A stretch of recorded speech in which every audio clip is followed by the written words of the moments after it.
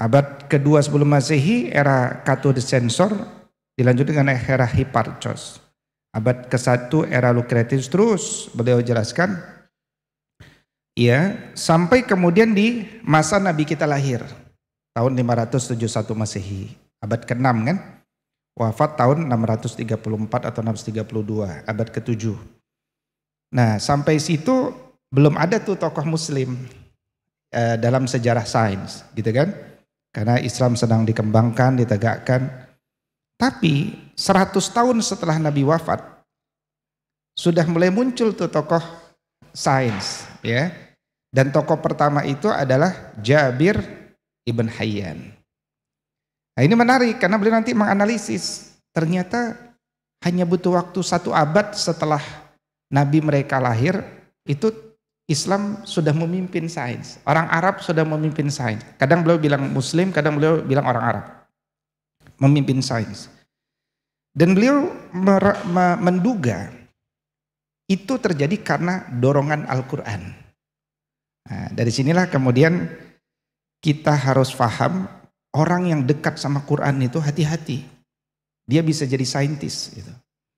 Ya kan? Dia tidak akan jadi teroris, enggak. Yang jadi teroris itu kan yang ngaji 1 ayat belum selesai dia izin pulang gitu. Oke, kalau ngaji itu jangan izin pulang sampai selesai. Nanti bisa jadi teroris gitu kan. Nah, tapi kalau dia ngaji lengkap, hati-hati, dia bisa jadi saintis. Nah, makanya kemarin saya ketemu ada seorang mahasiswi ya, lulusan Teknik Kimia ITB. Oh, cakep ya. Teknik Kimia ITB. Susah masuknya nih. Ya, udah lulus ya. Kemudian saya tanya, "Mbak, tokoh kimia siapa ya?" Tokoh kimia. Oh, dia sebutin lah. "Ah, enggak, maksud saya tokoh kimia Islam siapa?" "Enggak tahu, Pak." "Enggak tahu." Wah, kalau belum tahu kuliah lagi, belum lulus tuh dari ITB kan. Ya, karena dia enggak berhak menyandang gelar sarjana tuh kalau dia enggak tahu. Kenapa? Karena nama ini, nama yang ada di abad ke-8 Masehi ini, itu disebut oleh orang Eropa bapaknya kimia. Ya, bapaknya kimia. Karena memang orang yang sangat produktif dalam bidang alkemi itu adalah beliau. Dan kimia itu bahasa Arab. Jadi kalau kita pun udah sampai lulus nggak sadar kimia itu bahasa Arab, ya juga persoalan. Kimia itu diambil dari bahasa Mesir, Khmeiyah. Sejarah sains kimia, filsafatnya, tujuannya, latar belakang itu lebih penting disampaikan lebih dahulu sebelum pelajaran itu sendiri, gitu kan. Sebagaimana George Sarton mengatakan, belajar sejarah sains lebih penting daripada sains itu sendiri, supaya kita bisa melihat perkembangannya, keterkaitannya dengan sains yang lain, kemudian percabangannya, kemudian perkembangannya menjadi lebih kompleks itu seperti apa dari zaman ke zaman. Kalau dia belajar sejarah sains secara komprehensif, maka lahirlah kesatuan, kerjasama antar peradaban. Tapi kalau itu nggak dikaji, malah kemudian dipolitisasi, lahirlah permusuhan antar negara, gitu kan. Nah, maka mulai dari Jabir ibn Hayyan, masuklah nama-nama Muslim semua itu. Masa Al-Kharizmi abad ke-9, Ar-Razi, abad ke-10 Al-Mas'udi, Abul Wafa, abad ke-11 Al-Biruni, Omar Khayyam, gitu kan. Omar Khayyam. Nah, kemudian masuk abad 12-14, kalau abad 11 abad 6 sampai 11 masih ini relatif umum ya. Karena memang untuk melacak itu satu nggak mudah. Tapi begitu masuk abad ke-12 sampai abad ke-14, ini sudah relatif detail. Nah, beliau sudah mengklasifikasikan pada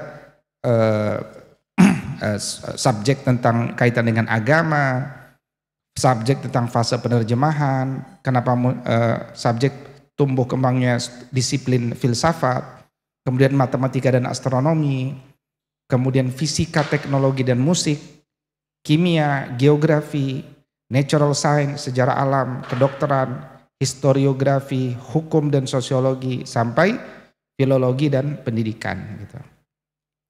Nah, yang kita kaji hari ini tuh kan abad ke-14, ya kan? Abad ke-14. Ya. Jadi pengakuan orang kepada George Sarton itu cukup banyak ya, reward. Bahkan di Oxford itu ada perpustakaan yang lorongnya itu disebut lorong Sarton, ya. Jadi perpustakaan itu tidak mesti isinya buku-buku saja kumpulannya.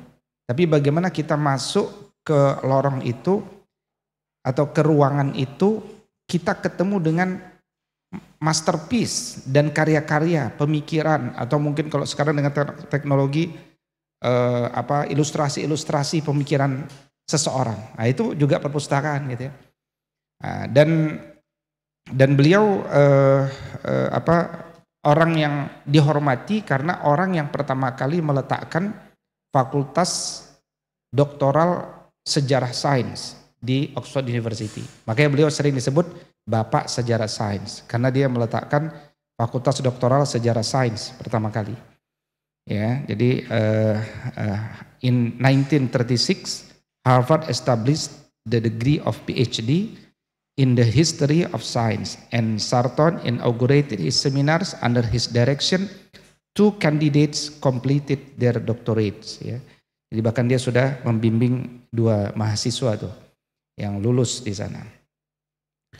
Baik, ini terkait tentang beliau dan beliau menulis satu karya yang terus menerus, jurnal lah terus menerus yang isinya tentang submodul dari sejarah sains. Jurnalnya itu disebut dengan jurnal apa? Ada yang tahu nggak? Jurnal ISIS. Nah, jadi jurnal ISIS, namanya jurnal ISIS. Ya, beliau kasih nama dan dia betul-betul mati-matian menghidupkan jurnal itu.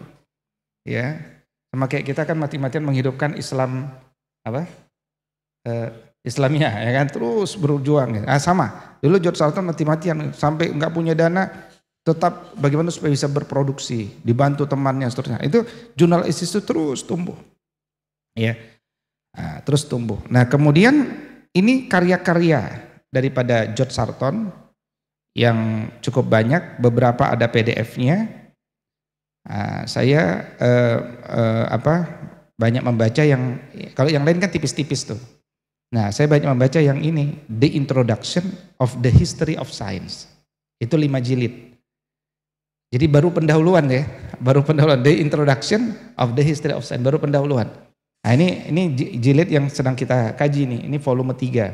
Ada 5 volume, ini volume 3. Volume 3 ini part 1 dari first half of the 14th century. Jadi ini baru pendahuluan. Nah, setelah menulis ini, beliau kemudian wafat. Ini juga sebenarnya nggak selesai gitu kan. Kalau dia masih hidup mungkin dia akan tulis sampai abad beliau hidup, ya kan, abad ke-19 gitu. Nah ini juga karya-karya beliau lainnya ya, yang diterjemahkan ke dalam beberapa bahasa yang lain. Baik, maka kita fokus pada 50 tahun pertama dari abad ke-14. Nah kalau kita bicara abad ke-14 itu kan berarti bicara tahun 1301 sampai tahun 1400, ya kan? Nah itu ada fase, ada siapa tuh di situ? Nah, itu kalau kata Dr. Henry ada Turki Utsmani. Ya. Turki Utsmani mendeklarasikan pertama kali kan tahun 1300, setelah Abbasiyah lemah tahun 1258 kan? 1258 dihancurkan, Bani Seljuk akhirnya sebagai pasukan di border yang mendukung Abbasiyah juga lemah sampai kerajaannya dipimpin oleh dipimpin bersama oleh Mongol tuh kan. Nah, sampai kemudian diserah terimakan kepada Osman, diridoi lah kira-kira, Bani Seljuk meridoi. Jadi Osman tidak mengambil alih, tidak merebut dari Bani Seljuk, tapi Bani Seljuk meridoi, silakan lanjutkan perjuangan. Karena sebab-sebab itu dimiliki oleh Osman. Nah itu abad tahun 1301 tahun sampai 1400. Di abad ini juga masanya Ibn Taimiyah dan Ibnu Qayyim al-Jauziyah ini. Ya kan? Abad Ibn Taimiyah dan beliau juga masukkan di sana. Jadi kalau hari ini misalkan banyak orang mengkaji